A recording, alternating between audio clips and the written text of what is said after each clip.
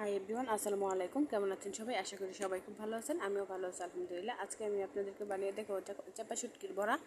তো আশা করি ভিডিওটা আপনাদের ভালো লাগবে। ভিডিওটা ভালো লাগলে অবশ্যই লাইক কমেন্ট শেয়ার করবেন এবং পেজটি ফলো দিতে ভুলবেন না। এখানে আমি পেঁয়াজ আর রসুন কেটে বেছে নিচ্ছি। এখন আমি ব্লেন্ডার করে নেব। আর নিয়ে নিচ্ছি শুকনো মরিচ, কাঁচামরিচ, আর নিয়ে নিচ্ছি এখানে চেপা।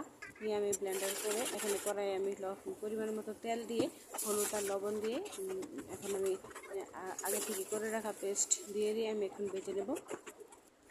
আমি খুবই তাড়াতাড়ি দেখানোর চেষ্টা করছি, কারণ এটা বানাতে প্রায় অনেকক্ষণ সময় লাগে, তাই আমি একটু ভিডিওটা স্পিড করে দিছি। এই তো প্রায় আমার হয়ে গেছে। এখন আমি কুমড়া পাতায় এটা বলে নেব। করতেও খুবই সোজা, দেখে বুঝতে পারবেন।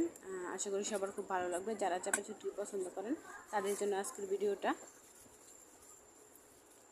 এই তো আমি বলে নিছি। এখন আমি ভেজে নেব। কড়াইয়ে পরিমাণ মতো তেল দিয়ে আমি সবগুলো বড়া দিয়ে এখন আমি একটু ঢেকে দিয়েছিলাম, যাতে পাতার শীষগুলো ভালো করে সিদ্ধ হয়ে যায়, এবং সফট হয়।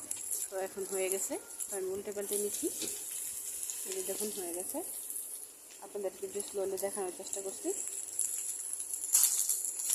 আমি আস্তে আস্তে উল্টে পাল্টে সুন্দর করে ভেজে নিছি।